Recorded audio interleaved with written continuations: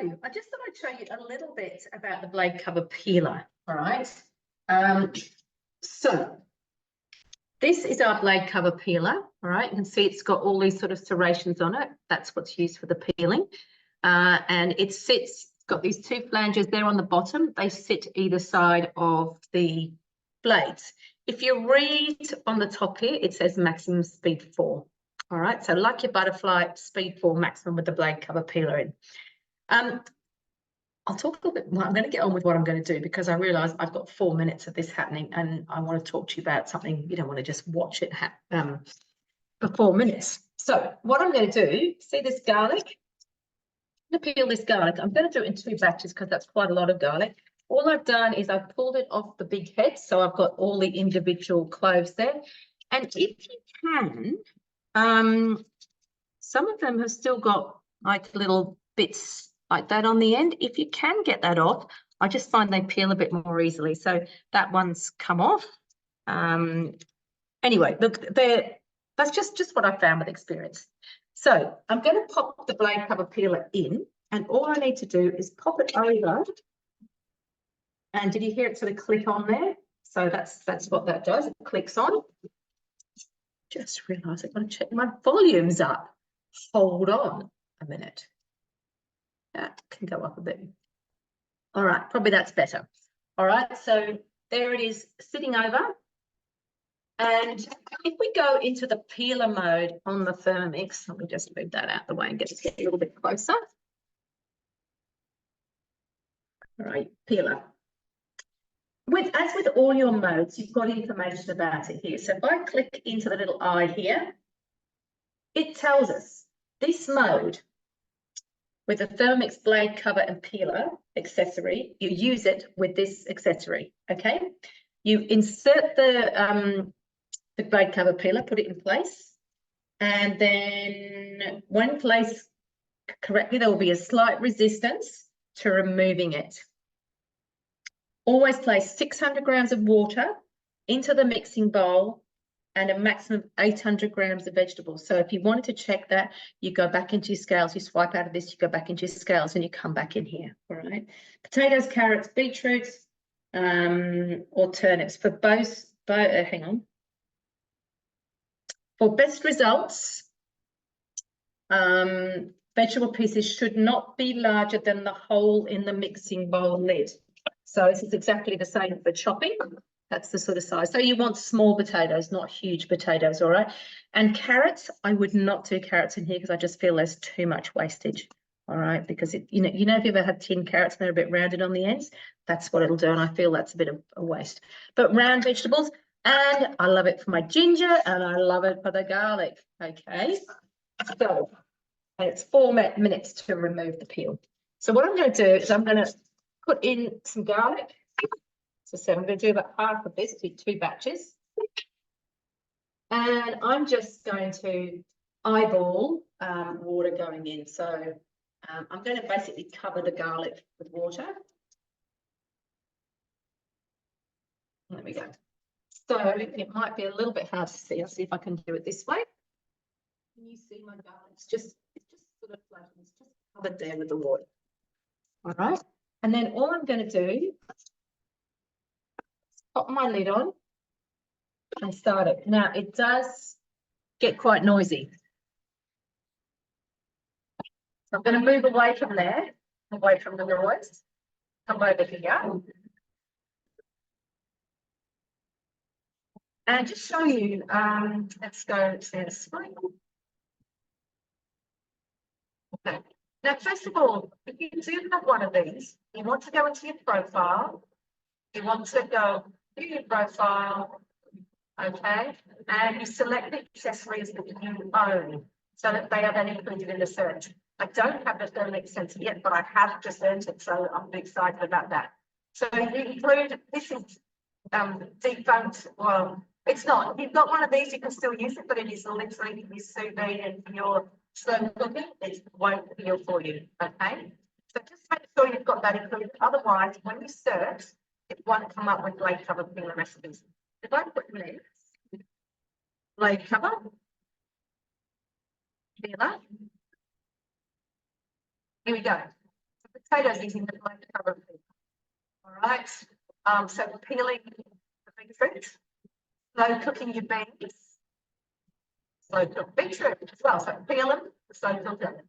See, that's the roasted carrot. That's fine. You don't have to do that. I smell it's a bit of wastage, but they do look pretty good.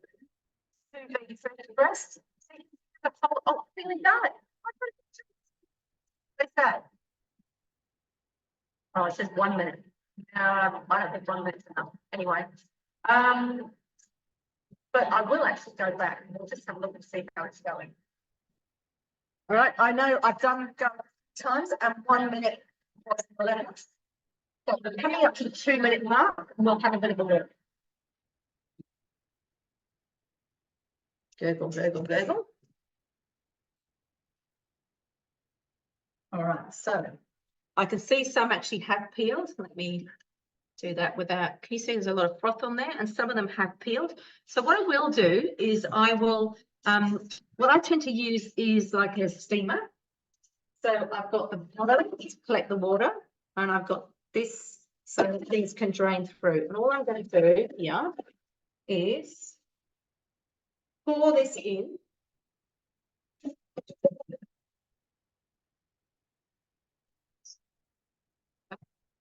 And there you go, you can see a bit better.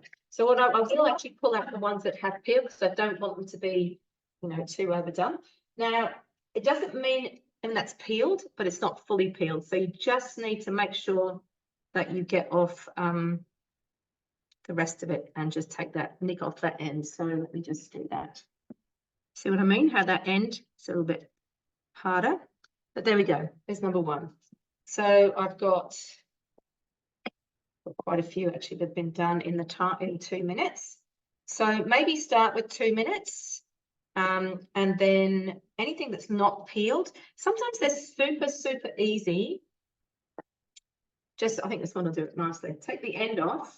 And because it's wet, it peels off super easy. All right, so there's no point in putting that one back in. Just got to make a spot for my mess here.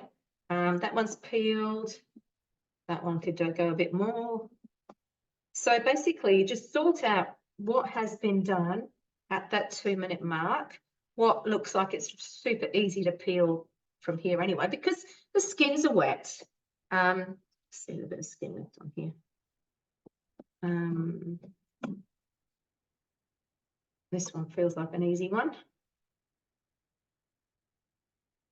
Bit there.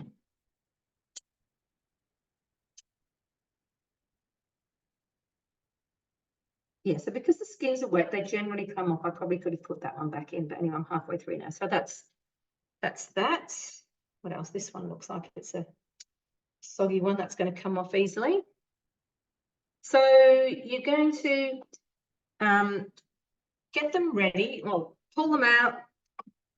Make sure you got the skins off them. Sometimes I give them a little bit of a rinse as well. Here we go. There's quite a few actually already peeled, so that's pretty cool. A little bit there. Oh, sneeze coming up. Excuse me. This one looks a bit like it's half peeled, so I'm going to just finish that one off. Actually, it's a really funny clove. You can see it's a couple together, so that's probably why it didn't fully peel. All right, so I'm just going to keep going with that. And then what I do, most of these can go back in, put some peel. So here, you see, I've got a bit of peel in there, and oh, there's another one that's peeled. That one's nearly done. I'll fix that one up in a moment. And then all I'm going to do is put this back in. Okay. I'm going to use the same water. So I'm putting this water back in over the top of the garlic. All right. And I'm going to give that another couple of minutes. So once I've done that, I won't start it till I finish chatting to you. Once I've done that, all I'm going to do is pop these single layer on a tray, pop them in the freezer, freeze them, and then bring them out and bag them up. And then I've got them just there sitting in my freezer. This, I forgot to say, this is really nice organic garlic, you know, Victorian garlic that's come from a farm in Victoria. And I just think it's so nice to be able to use this stuff that I know it hasn't been sprayed. So that's why I'm doing it. So 2 minutes, pour it through this, pull out what's peeled. If there's some things that are, you know, half peeled, like this one's half peeled, just take the rest off, but it comes off super easy because it's wet. Then pop it back in, use the same water, and another couple of minutes, and then I'll complete that. And then I'm going to do my second batch. Just got to wash my hands before I touch my mass.